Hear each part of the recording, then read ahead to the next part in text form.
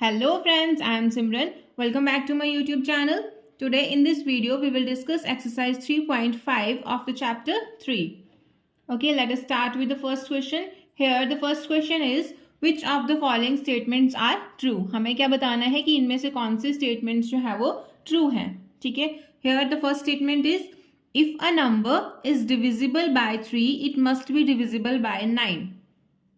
इसमें बोला है कि अगर कोई नंबर है हमारे पास, ठीक है, अगर वो 3 से डिविजिबल हो रहा है तो वो 9 से भी डिविजिबल होगा. तो ये जरूरी नहीं है कि अगर कोई नंबर 3 से डिविजिबल है तो ऑब्वियसली वो 9 से भी डिविजिबल होगा. फॉर एग्जाम्पल हम 21 ले लेते हैं. ठीक है, 21 क्या है, 3 से डिविजिबल है, 3 7 21. तो वो 9 से तो डिविजिबल होगा नहीं, क्योंकि 9 के टेबल में तो 21 आता ही नहीं है. ठीक है, तो ये जरूरी नहीं है कि अगर कोई नंबर 3 से डिविजिबल है तो वो 9 से भी डिविजिबल होगा. तो ये क्या है, इनकरेक्ट स्टेटमेंट है. तो यहाँ क्या लिख देंगे हम, false. Next is B part.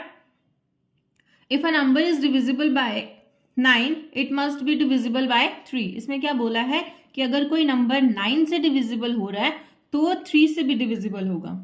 ठीक है, अगर हम कोई नंबर लेते हैं, फॉर एग्जाम्पल हम 27 ले लेते हैं. ठीक है, तो 27 वो 9 के टेबल में भी आएगा और 3 के टेबल में भी आएगा. ठीक है, अगर कोई नंबर 9 से डिविजिबल है तो वो उसके सारे के सारे फैक्टर्स से भी डिविजिबल होगा. ठीक है, 3 इज द फैक्टर ऑफ 9. तो इसमें क्या आ जाएगा, true. Okay, C part. If a number is divisible by 18 it must be divisible by 3 and 6. अगर कोई नंबर 18 से डिविजिबल है तो वो 3 और 6 से भी डिविजिबल होगा. अब 18 के फैक्टर्स चेक कर लेंगे हम कि क्या 3 और 6 18 के फैक्टर्स हैं. 3 के टेबल में 18 आता है, 3 6 आर 18, 3 के टेबल में 18 आता है. 6 के टेबल में चेक कर लेंगे, 6 3 आर 18. तो हाँ जी, अगर कोई नंबर 18 से डिविजिबल है तो वो 3 और 6 से भी डिविजिबल होगा. ठीक है, तो यहाँ क्या आ जाएगा, ट्रू. ठीक है, अगर कोई नंबर किसी नंबर से डिविजिबल होता है तो वो उसके सारे के सारे फैक्टर्स से भी डिविजिबल होता है. Okay, now D part. If a number is divisible by 9 and 10 both then it must be divisible by 90.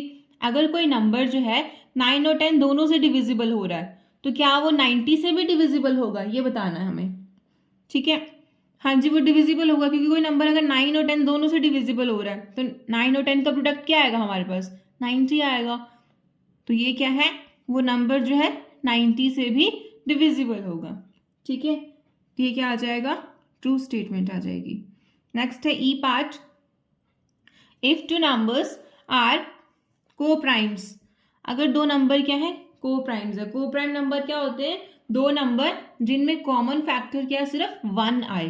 ठीक है, then at least one of them must be prime. तो अगर हमने दो नंबर को प्राइम लिए हैं, ठीक है, तो उनमें से एक क्या है, प्राइम होना चाहिए, ये जरूरी है. प्राइम नंबर क्या होते हैं, which have only 2 factors 1 and itself. ठीक है, तो ये जरूरी है कि वो प्राइम नंबर होना चाहिए. नहीं, ऐसा कोई जरूरी नहीं है, वो नंबर क्या है कॉम्पोजिट भी हो सकते हैं, जरूरी नहीं है कि वो प्राइम ही होंगे. ठीक है, हमें सिर्फ क्या करना है, सिर्फ कॉमन फैक्टर चेक करना है इसमें. ठीक है, अगर वो नंबर प्राइम नहीं भी है, उनमें कॉमन फैक्टर 1 आ रहा है तो वो को प्राइम नंबर्स हो जाएंगे. ठीक है जी, तो ये क्या आ जाएगी statement, false. F part. All the numbers which are divisible by 4 must also divisible by 8. जो नंबर 4 से डिविजिबल है क्या वो 8 से भी डिविजिबल होंगे. 4 के फैक्टर्स क्या हो जाएंगे, 1 2 एंड 4. ठीक है, तो उसमें 8 तो नहीं आ रहा, 8 जो है वो 4 का फैक्टर नहीं है. तो जो नंबर 4 से डिविजिबल है तो ऐसा जरूरी नहीं है कि वो 8 से भी डिविजिबल हो. ठीक है, तो ये स्टेटमेंट क्या आ जाएगी, false. Now G part. All numbers which are divisible by 8 must also be divisible by 4. इसमें क्या बोला है कि वो सारे नंबर जो 8 से डिविजिबल है वो 4 से भी डिविजिबल होंगे. 8 के फैक्टर्स क्या आ जाएंगे, 1 2 4 8. ठीक है, तो 4 जो है वो 8 के फैक्टर में आ रहा है, तो इसमें क्या आएगा कि सारे नंबर जो 8 से डिविजिबल हैं वो 4 से भी डिविजिबल होंगे. ठीक है, because 4 is a factor of 8. तो यहाँ क्या आ जाएगा, true. H part. If a number is exactly divides to numbers separately, अगर क्या है एक नंबर एग्जैक्टली डिवाइड कर रहा है दो नंबर्स को अलग अलग से, ठीक है, then it must exactly divide their sum. तो उन्होंने क्या बोला है कि वो जो नंबर है वो उनके सम को भी डिवाइड करेगा। तो इसमें क्या आ जाएगा, ट्रू आ जाएगा। क्योंकि अगर कोई नंबर दो नंबर को सेपरेटली डिवाइड कर रहा है, ठीक है, अलग अलग से, तो वो उनके सम को भी ऑब्वियसली डिवाइड करेगा। तो इसमें क्या आ जाएगा, true. I part, if a number exactly divides the sum of two numbers it must exactly divide the two numbers separately. इसमें क्या बोला है कि अगर कोई नंबर किसी दो नंबर के सम को डिवाइड कर रहा है तो वो उन नंबर्स को भी एग्जैक्टली डिवाइड करेगा सेपरेटली, ठीक है। तो ऐसा जरूरी नहीं है कि अगर कोई नंबर जो है वो टू नंबर्स के सम को डिवाइड कर रहा है, ठीक है, हम ले लेते हैं कि वो किसको डिवाइड कर रहा है, 20 को डिवाइड कर रहा है, ठीक है।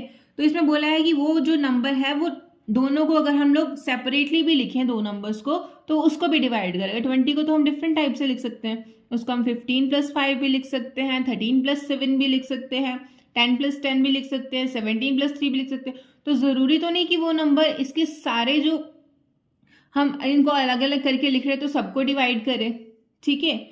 तो ये स्टेटमेंट क्या आ जाएगी, false. Now second question, here are two factor trees for 60, write the missing numbers. इसमें क्या है, 60 के फैक्टर ट्रीज दिए हैं, हमें क्या है इसमें मिसिंग नंबर्स लिखना है कि मिसिंग नंबर्स क्या क्या आएंगे, ठीक है।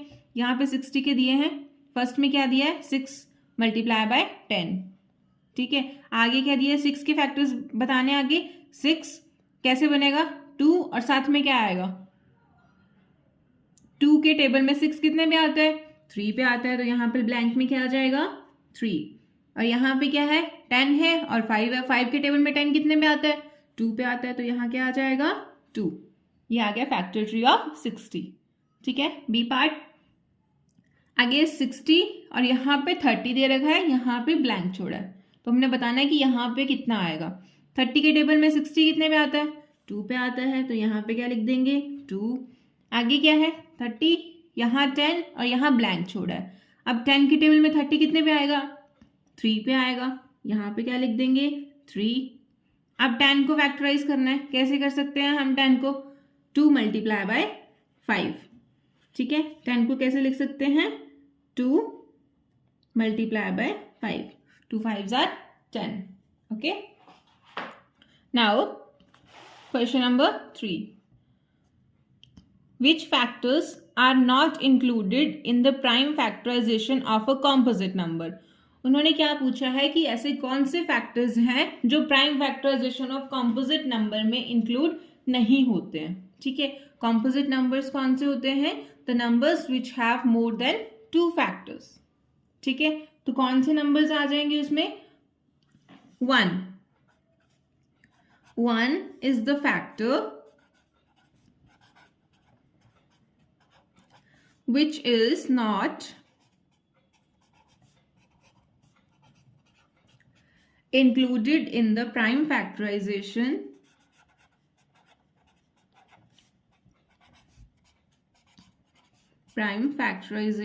of